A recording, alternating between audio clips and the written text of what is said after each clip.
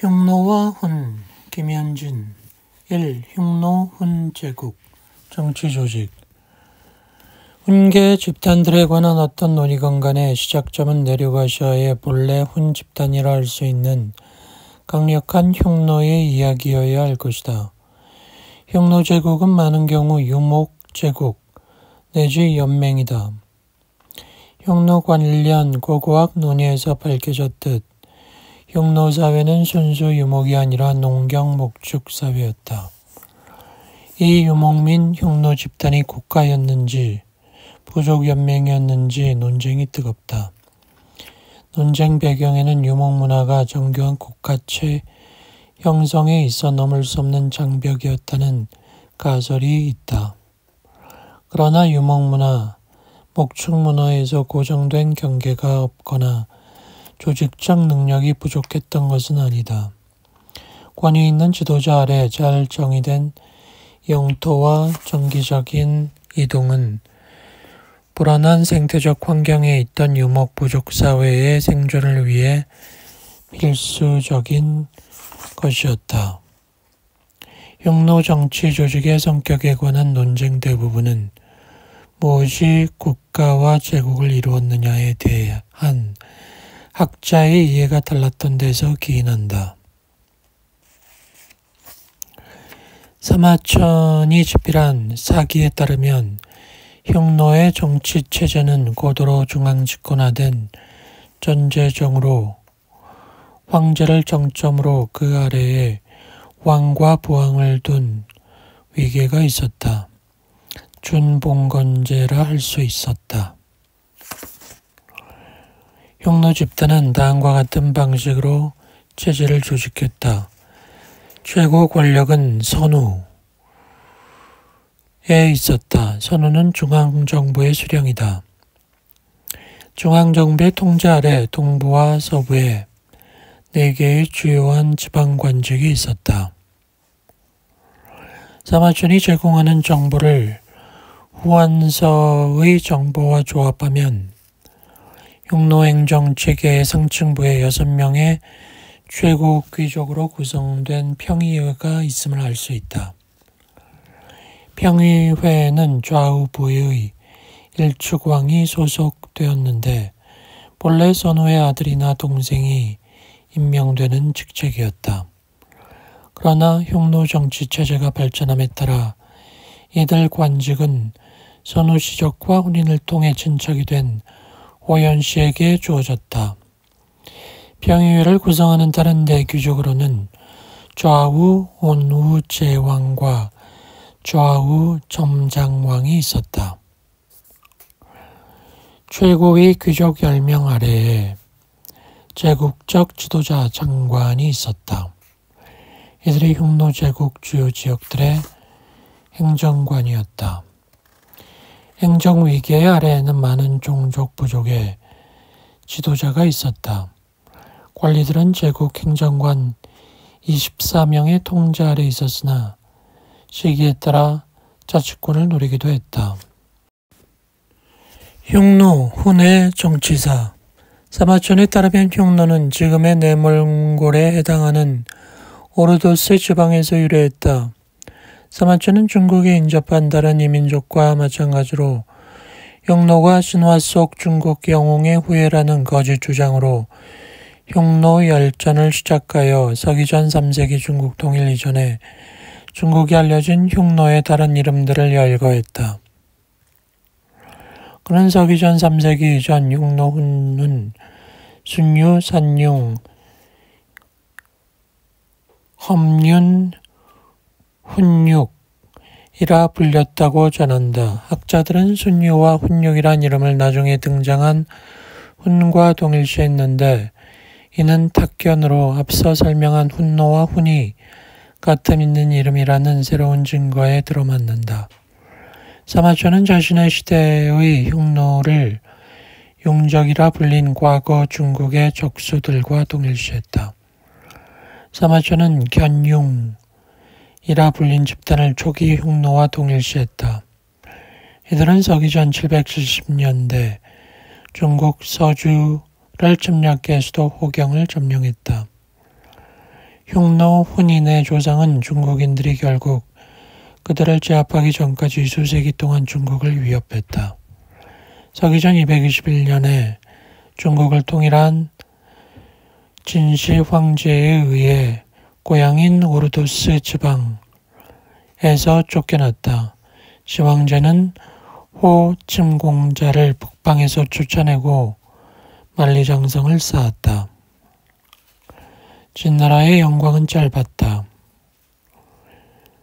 두만 휘하의 흉노는 혼란을 이용해 오르도스 지방을 탈환한다. 이 단계에서 흉노 후는 동부 초원의 패권을 두고 경쟁하는 여러 초원 연맹 중 하나일 뿐이었다. 이들은 두 개의 강력한 내륙아시아 초원민들 사이에 긴 샌드위치 신세였다. 초원 역사상 최초의 위대한 정복자가 내륙아시아 기록에 등장한 것은 이러한 맥락에서였다. 목특 선우는 흉노 선우 두만의 맏아들이었다. 목특이란 이름은 튀르크 몽골식 인명 바가 투르 영웅의 초기 중고 한어식 표기로 보인다. 사마천의 사기에 기록된 그가 권자에 오른 전설에 따르면 선우 두만은 자신이 총애하는 다른 아내의 아들을 후계자로 굳히기 위해 총애하지 않던 전처의 아들인 목특을 죽이려 했다.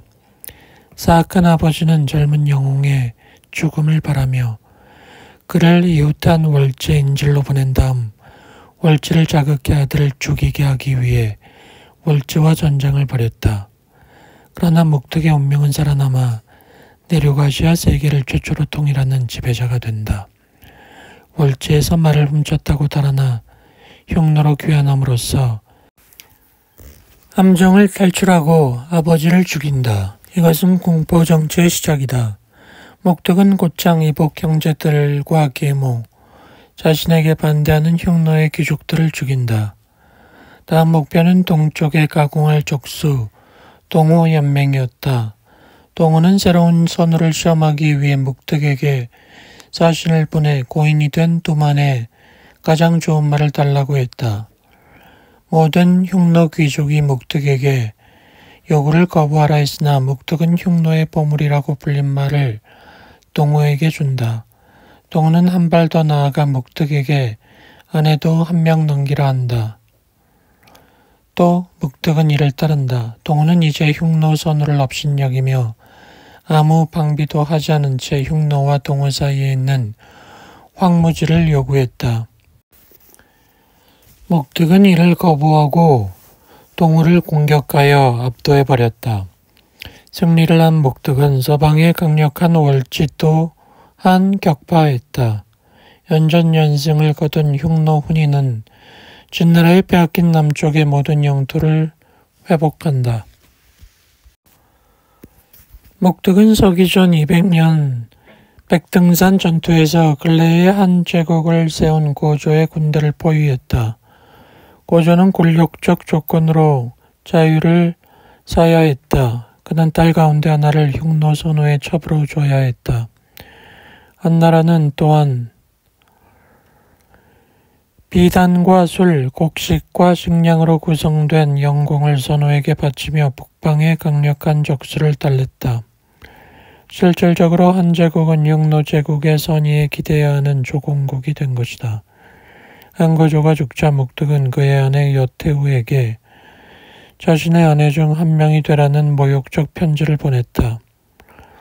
태우는 화가 나서 흉노에 대해 공격하려 했다. 그의 공격적 발언에 한나라 관리들은 지혜로운 고조마저 흉노를 격파하지 못하고 백등산에서 경험했다고 실패를 경험했다고 답했다. 태우는 이를 받아들여 겸손한 편지를 보내 너그러이 봐달라고 요청한다. 그녀는 선우에게 한나라가 잘못한 것이 없음을 상기시키며 흉노 황제에게 이를 살피라고 애원했다. 이후 한 문제, 초기에 목덕은 또 한 번 월지에게서 승리를 쟁취하고 탈임분지와 오손국을 포함한 서역 26개국을 정복했다. 한문전은 흉노가 너무 강하다는 판단 아래 응구조와 여태우의 예를 따라 조공지부를 제기했다. 목덕은 서기 전 174년에 죽었고 재위는 별다른 정치적 분란 없이 아들 노상에게 이어졌다. 35년 동안 재위에서 목덕대제는 흉노 제국을 창건하고 흉노의 행정체제를 재조직했으며 국토를 확장했는데 그의 제국은 알렉산드로스 대왕의 제국보다 커졌다. 또 목덕은 그에 못지않게 거대한 중화 제국을 복속시켜 조공국으로 만들었다. 정복의 범위 면에서는 알렉산더를 능가했다. 두 군주 모두 권좌를 차지하기 위해 아버지를 암살했다는 의심을 받았다는 점도 비슷하다. 그러나 목덕은 더 능숙한 정치인이고 행정가였다. 알렉산더가 죽은 직후 그의 제국은 붕괴했지만 목덕의 흉노 훈 제국은 목덕의 직계 후손의 통치 아래 400년 지속되었다. 목덕이 죽은 뒤 그의 유산은 그가 직접 선택한 후계자 노상선우에게 이어졌다. 이때 흉노는 서기전 162년에 제차 월지를 격파하고 패배한 월지왕의 두개골을 술잔으로 만들었다. 서쪽으로는 예티수 지방, 카자흐스탄 동부까지 밀려났던 월지는 더 서쪽인 박트리아까지 도망가야 했다. 박트리아는 알렉산드로스 휘하, 그리스 인구와 마케도니아인이 오늘날 우즈베키스탄과 아프가니스탄에 세운 국가였다. 흉노 황제는 오늘날 카자흐스탄과 키르기즈스탄에 해당하는 새로운 정복지를 월제와의 전쟁에서 활약한 오손에게 주었다. 흉노 제국 남부의 중국인들은 경탄의 눈으로 흉노를 바라보았다. 서기전 134년까지 70년 동안 처음에는 목덕에게, 다음으로는 노상, 마지막으로는 군신선우에게 연공을 바쳤다. 더 호전적인 무제가 서기전 141년에 황제가 되면서 소위 흉노에 대한 화친 정책은 제고되었다. 서기전 134년 안무제는 군신선우와 흉노 군대를 매복 공격으로 격파하라는 계획을 세웠다. 이것은 실패했고 5년 뒤인 서기전 129년에 전면전이 벌어졌다. 여기서 한나라 군대가 처음으로 재빠른 흉노 군대에 대적했을 뿐 아니라 흉노 군대를 각계 격파했다. 한나라는 목덕 이후 처음으로 흉노 체제에서 발생한 정치적 분란을 틈타 흉노에게 잃었던 영토를 탈환하고 서쪽으로 확장을 시도했다. 흉노 제국과 한나라 사이의 전쟁이 일어난 지 얼마 되지 않은 서기전 126년에 군신선우가 죽었다. 그의 동생 이지사가 후계자 좌현왕 어단을 몰아내고 왕에 올랐다. 이지사의 패배한 어단은 한나라에 항복했고 무제는 흉노의 내전을 10분 활용해 두만선우가 1세기 전에 탈환한 오르도스 지방을 다시 점령했다. 이지사 선우의 찬탈이 초래한 영향은 여기서 끝나지 않았다. 감속 지방에 있던 흉노 부왕들은 한나라 군대의 침공에 패배한 뒤 분노한 이지사 선우의 처벌을 받느니 한나라에 항복했다. 흉노 왕공의 배반은 흉노 귀족층의 균열을 보여준다. 원인은 이지사의 찬탈이다. 두 제국은 거의 1세기가량 일진일퇴 전쟁을 했고 서기전 60년 한나라는 흉노를 격파하여 탈임분지를 장악했다. 흉노가 당한 패배는 오손 등 복속 집단의 반란으로 이어졌다. 서기전 72년 오선은 서쪽에서 흉노를 약탈했다. 복속 집단에 대한 흉노의 통제가 붕괴된 데에는 흉노 정부 내부의 지도력 위기가 있었다. 서기전 114년부터 서기전 58년까지 흉노 제국에는 선우가 8명이나 즉위할 정도로 재위가 짧았다. 때때로 지방의 권력 투쟁까지 야기하는 파벌 갈등은 내부 반란을 진압하고 남쪽으로 치고 들어오는 한나라의 공격을 저지해야 하는 중앙정부 능력을 약화시켰다. 조기 흉노 선우들의 재위가 아버지에게서 아들에게 이어지는 장자상속의 원칙은 집권 중인 선우의 강력한 권위를 보여주는 척도였으나 초원 사회에서는 낯선 전통이었기에 이후 초원의 전통적 적임자 계승제도 테니스트리와 반계 계승과의 경쟁에서 밀려났다. 서기전 57년 제위 계승을 둘러싼 분쟁에서 5명의 제위 주장자가 출연했는데 이들 모두가 선우의 칭호를 사용했다. 서기전 54년이 되자 5명의 경쟁자 가운데 북쪽의 질지와 남쪽의 호한야 둘만 살아남았다. 질지의 압박에 견디다 못한 호한야는 제위 계승의 가능성을 높이기 위해 상상도 못할 방책을 실행했다. 한나라의 항복에 중화 황제의 봉신이 되는 것이었다. 그리하여 과거 한나라 황제가 실질적으로 흉노 선우의 봉신이었던 것과 반대 상황이 펼쳐진다.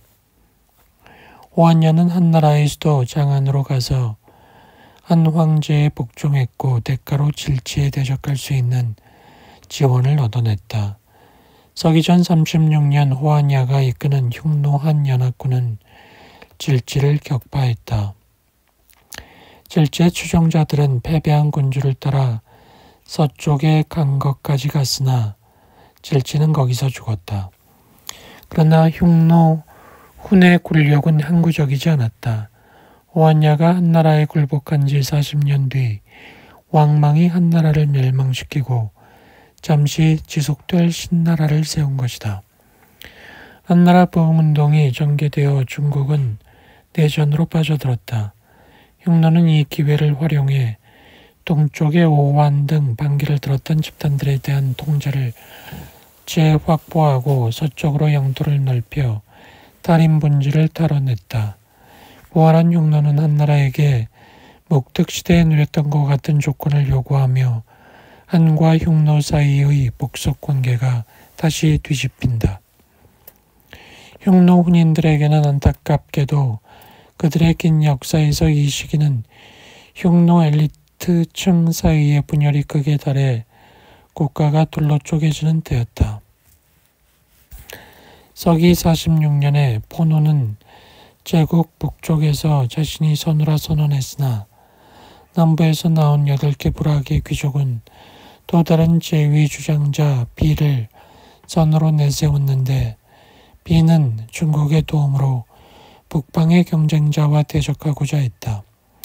이때 북흉노와 남흉노의 분열은 항구적인 것이 되었다. 서기 50년에는 비의 아들을 새로 살아난 한 나라의 수도 낙양으로 보내 한 제국의 흉노가 복종한다는 뜻을 보였다.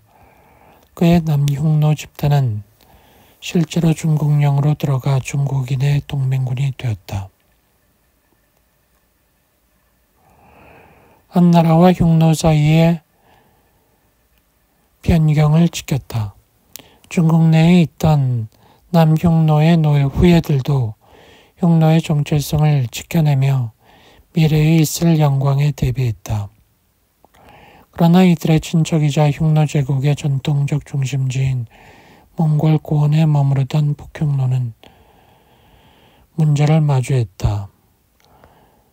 내몽고 이남을 남흉노가 중국의 지원 아래 영구적으로 차지한 것이다. 서기 73-74년에 중국인들은 북흉노에게서 탈인문제와 서역의 영토도 강탈했다. 북방의 정령은 또 한 번 반기를 들었다. 그러나 동북에서 빠릉한 몽골계 조상으로 보이는 선비야말로 위협이었다. 선비는 흉노에 복속한 집단이었으나 이제 중국과 동맹을 맺고 종주국에 대적했다.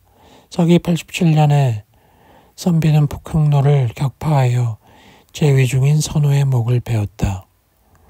그러자 58개 흉노 부락이 한나라에 투항했다.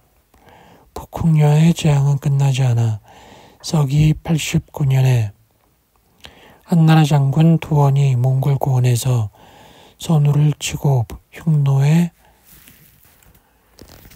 귀족과 병사 1만 3천을 죽였다. 약 81개 흉노 부락 20만 명이 이 사건으로 한나라에 항복했다. 2년 뒤인 서기 91년에 알타이 산맥 남쪽에서 또 한 번 흉노인들은 패배해 흉노 제국과 몽골 고원 및 탈입 문제에 대한 지배도 끝났다. 최후의 북흉노 선우는 카자흐스탄 동부의 일리 지방으로 후퇴했다. 이것이 내륙아시아에서 흉노의 끝은 아니었고 흉노는 알타이 지역에서 3세기 중반까지 있다가 중국의 사료 위략에서 다시 등장한다. 그러나 몽골 초원과 초원 동부에서 이들이 지녔던 패권은 선비의 손에 들어갔다. 이후 2세기 동안 알타이 지역의 흉노 혼 사람들은 북동쪽과 북서쪽에서는 띠르크게 정령에, 서쪽에서는 강거이에, 동쪽에서는 선비에, 남서쪽에서는 오손에 포위된 형국이었다. 남흉노와 선비의 중국 정복. 서기 91년 흉노 제국이 붕괴한 뒤 동부 초원에서 흉노 혼 사람들이 지녔던 수익권은 선비의 손으로 갔다. 그러나 선비는 흉노와 달리 동부 초원의 모든 부락을 연합해 초부족적 원시 국가체를 만드는 데 실패했다. 지도자 단석괴가 있을 때 잠시 제국을 이루었을 뿐이다. 단석괴는 북쪽에서 정령, 동쪽에서 부여, 서쪽에서 오손을 격파하고 남쪽에 한나라를 견제하며 거의 전성기에 흉노 제국을 연상하는 행보를 보였다. 그가 죽은 뒤 선비 제국은 소규모 집단으로 분열되었다. 이들은 남흉노나 북흉노가 다시 돌아오거나 중국이 북쪽 공격 국경을 지배하는 것을 막을 정도의 힘은 지니고 있었다. 북쪽과 동쪽에서 선비와 오환, 남쪽에서 중화제국 사이에 끼인 남흉노는 서기 2세기에는 영향력이 없었다. 그러나 상황은 3세기에 들어 반전됐다. 3세기 초 한 제국이 새 왕국으로 분열되면서 중국 북부 대부분이 무정부 상태였다.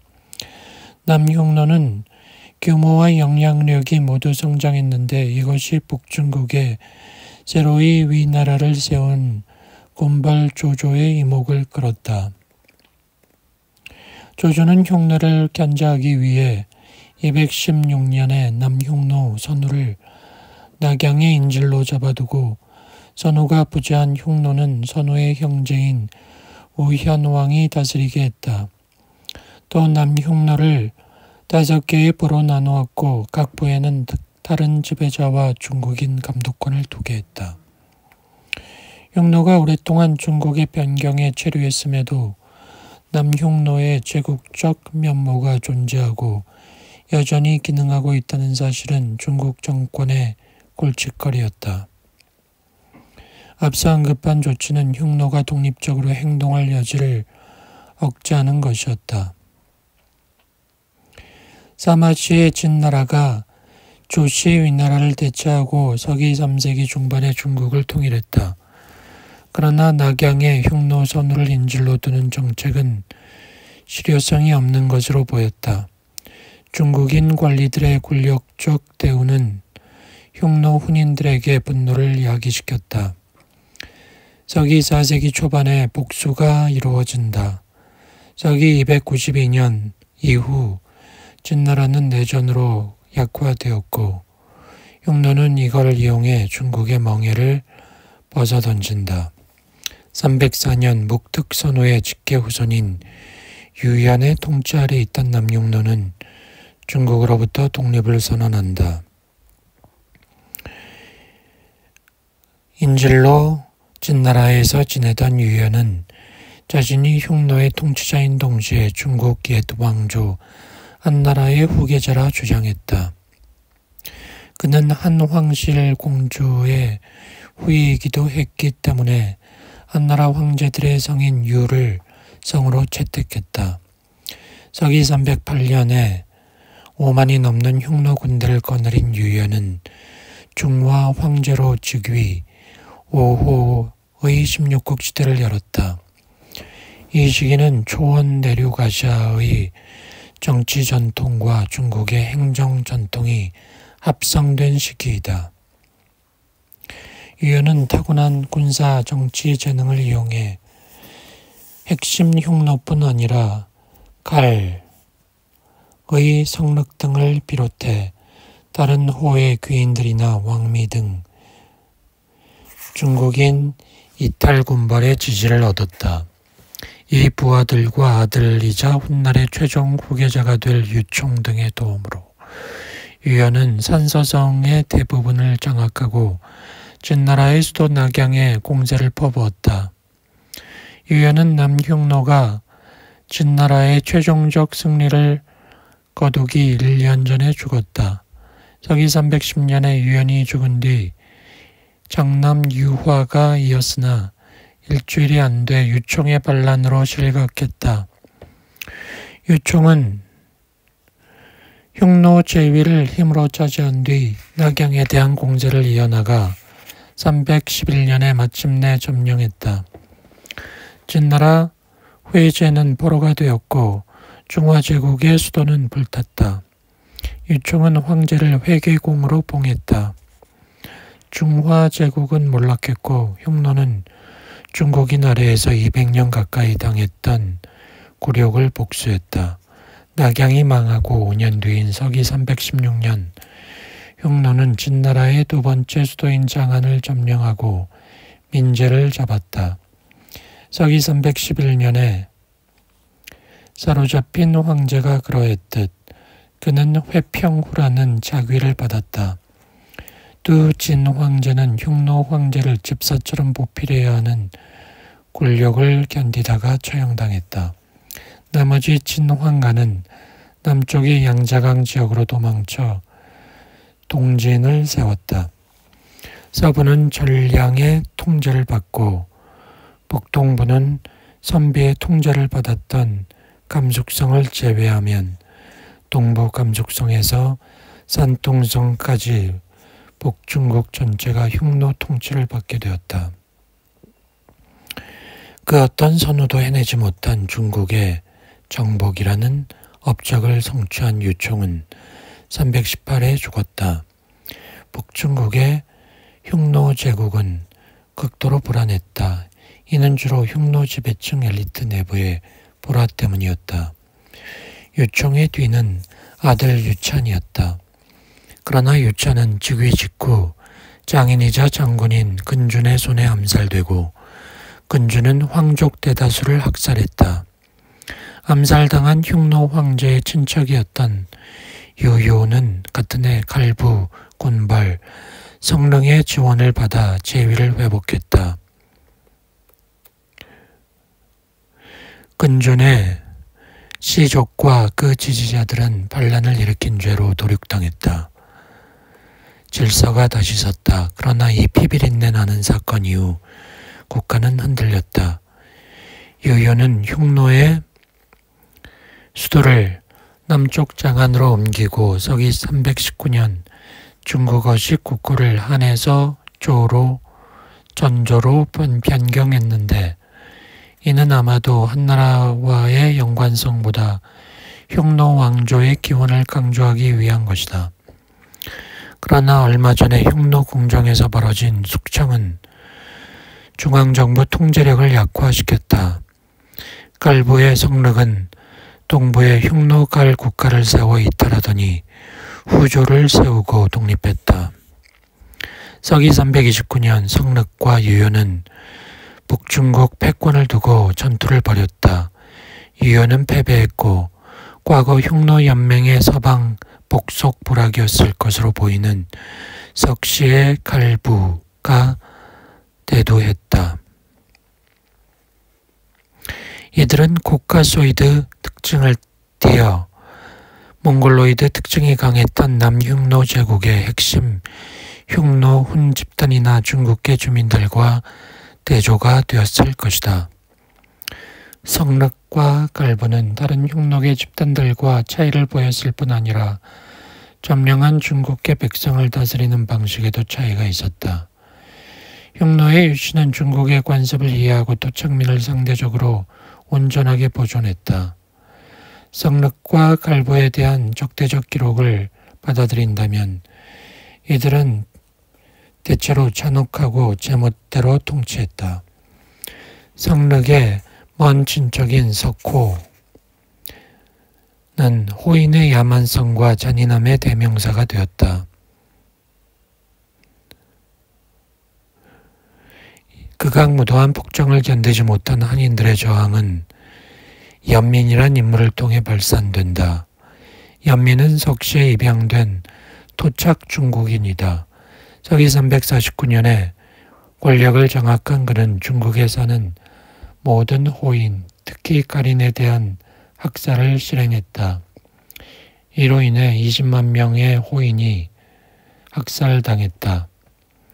콧대가 높고 수염이 풍성한 사람들이 대상이 되었다. 이는 갈부의 종족을 나타내는 척도로 여겨졌다.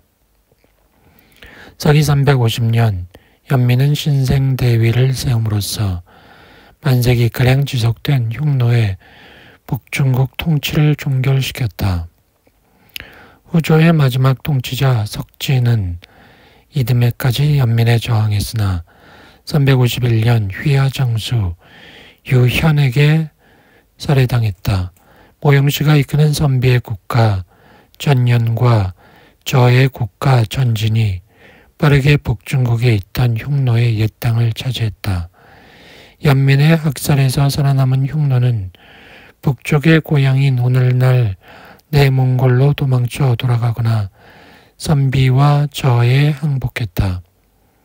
그러나 중국에서 훈 집단의 이야기는 여기서 끝나지 않는다.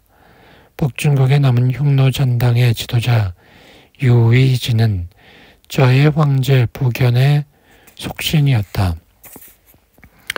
부견이 잠시 북중국을 통일하여 세운 전진 제국이 380년대에 붕괴하자 유의진은 내몽골 황하 이남에 건설된 독립 흉노 왕국의 통치자가 되었다.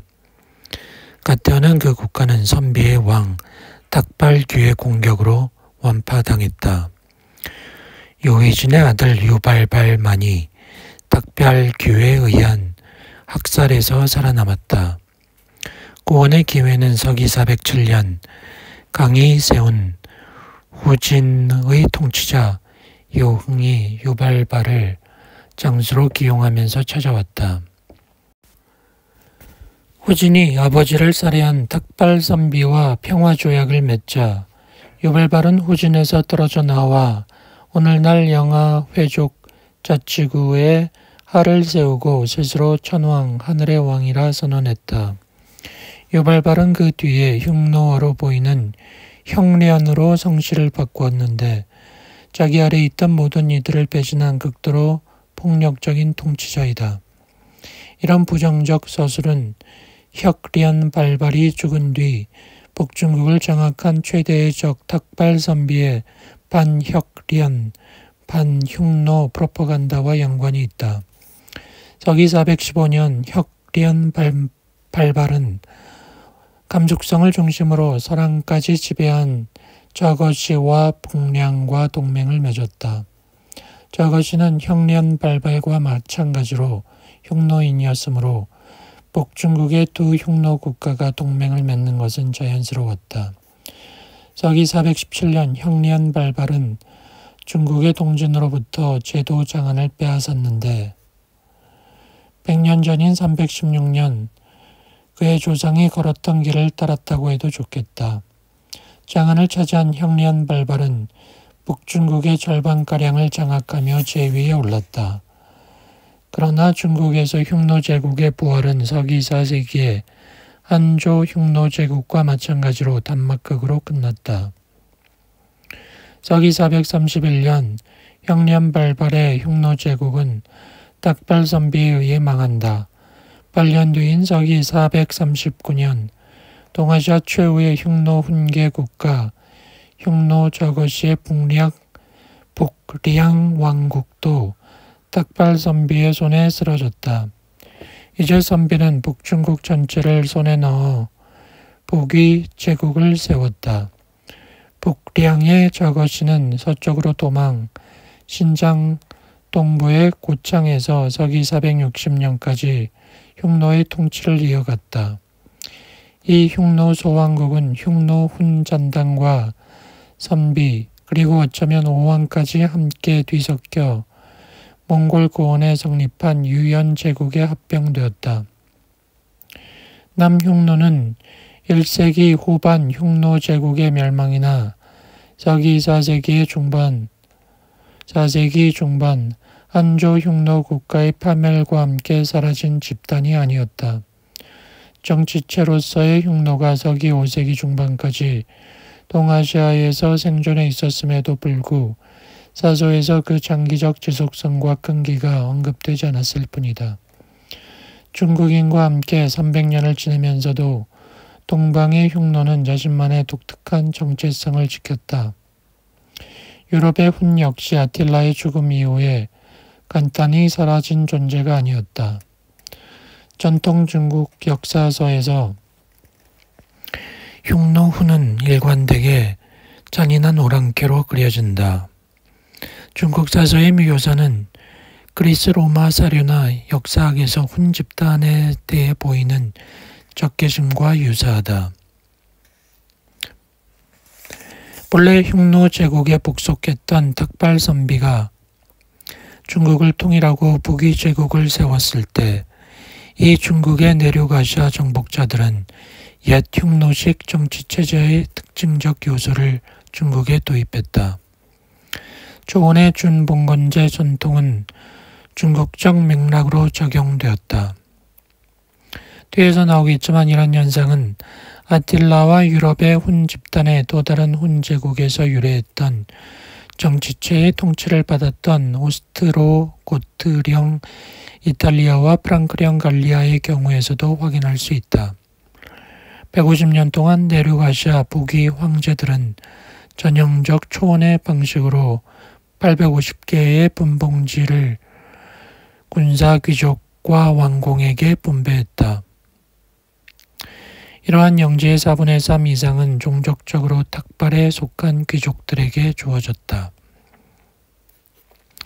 이와 아주 유사한 준봉건제가 서쪽으로 간 동방 내륙아시아인들의 친척이 유럽 및 중앙아시아와 남아시아에서 세운 훈이라 불린 내륙아시아 제국들에서도 존재했음을 확인할 것이다. 이후 북위는 동위와 서위로 갈라졌는데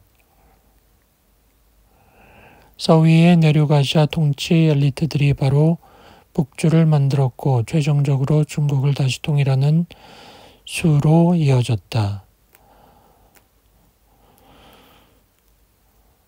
수를 계승한 당이 내륙아시아 전임자들에게 영향을 받았다. 내륙아시아 지배 엘리트들과 혼인으로 연결되어 있었다. 내륙아시아의 튀르크계 기병대는 이전에 단명한 수나라가 붕괴한 뒤 중국을 다시 통일하는 과정에서 활용되었다.